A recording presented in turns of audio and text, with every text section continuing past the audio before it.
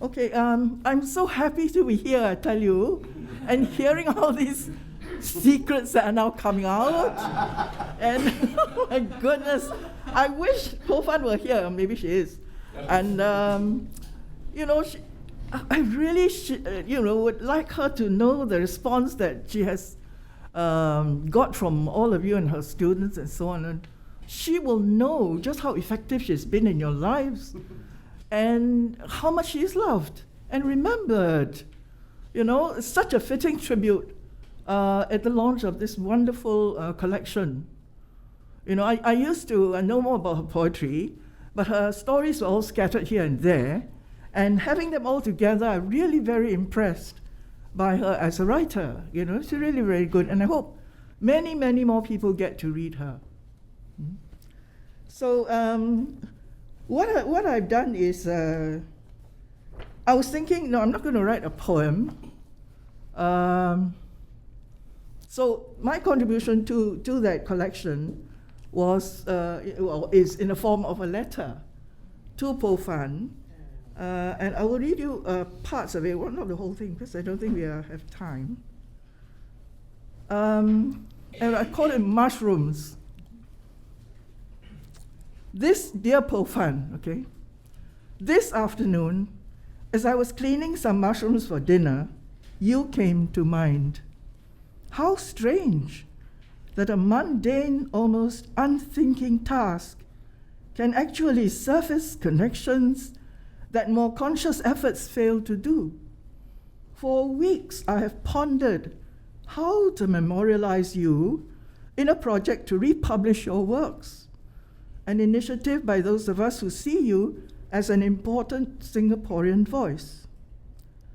Your voice is stilled now, but it remains notable for consistently displaying a sensibility seldom encountered in poetry about Singapore's places. I think it may be something more nuanced, more lasting in poetry than in paintings of an earlier Singapore. You observed, and you felt deeply, but kept a very low profile, like these mushrooms, growing and finding identity without disturbing anyone. You had, but never flaunted your confident and assured handling of your craft. Showing off with quirky wordplay and other attention-catching stances was, I think, hardly your thing. And I both emphasize with that and admire that. Indeed, there was much that I admired that you seemed reluctant to accept. You were so devastatingly self-deprecating. Nature, plants and birds, even domesticated fish, swordtails in tanks, kept you supplied with analogies and metaphors in your attempts to make sense of life. I don't think that many of us in this overgrown city take readily to the things that for you made connections with the larger life you saw around you.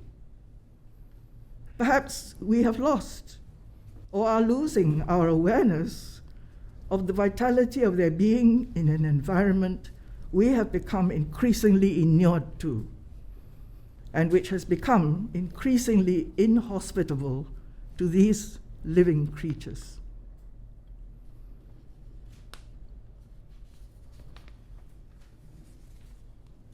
I'll skip a few lines there.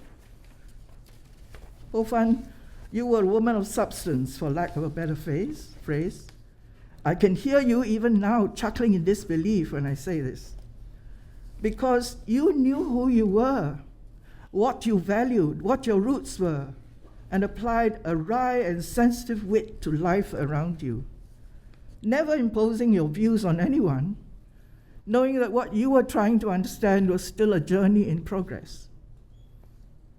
Like most of us who write poetry that few would read, I pray that your work will speak the value of your art as you valued it, and perhaps also of your person to those who read you. Your students, boys and girls, you often spoke of with astute insight and unfailing affection. They've grown and into their careers. Some are married with children. The times we spoke together about their creative work always showed me your tenacity in almost willing them to succeed. They would still appreciate your guiding hand, but you have left us far too soon. Afternoons of poetry and music, are they still held? Were celebrations every year that affirmed the young and the art you believed in?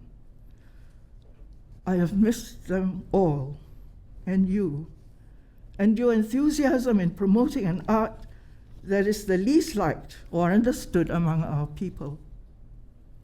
I have a hope that your own student, at least, now more mature, will develop greater insight and appreciation of your writing and of you when all your creative work is made readily available. All that you have given us continues to gift us quietly and surely, like the underestimated nutrition in lowly, unpretentious mushrooms. This letter is more than remembering. It is my tribute to Ho Poh Fun. And for her poem that I'm going to read, again, I won't read the whole thing because it's quite a long thing. But I like this poem because it's good for public reading. It's very easy to follow, easier than some of her long ones. And it's about something we can all connect with. But it showed her a very observant attention to something which many of us just walk past by and don't really notice. And that's the place which is conducive to this kind of inattention in us when we go there. Shopping centers, yeah? Some people think of these as a bane of Singapore rather than a boon. Okay, this is called shopping centers. Something in the psychology of store design and contrived settings that make today's shopping centers more than just ground for sheer bargain hunting. You step out of a car park, the door opens, and you're into a lighted passage that leads to another, and another, and another.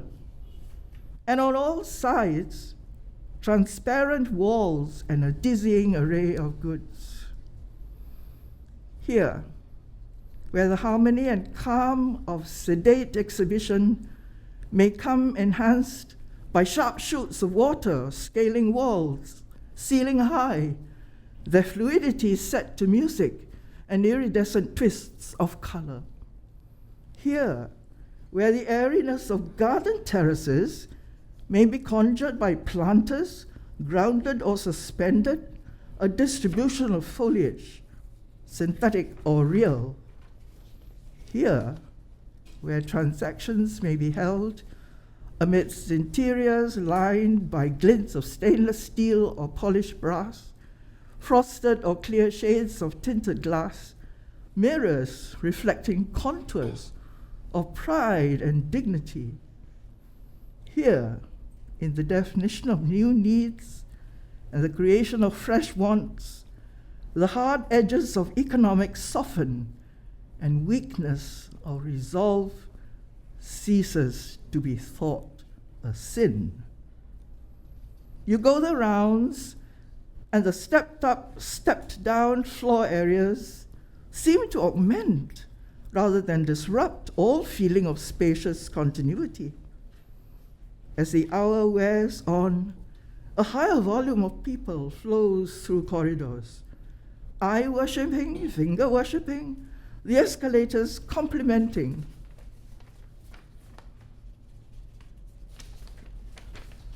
In continuous motion, relaying in entourages of people up and down.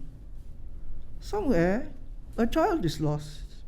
At an appointed hour, an irate husband looks at his watch. Shopping centers becoming interesting as places for unrehearsed drama. Thank you.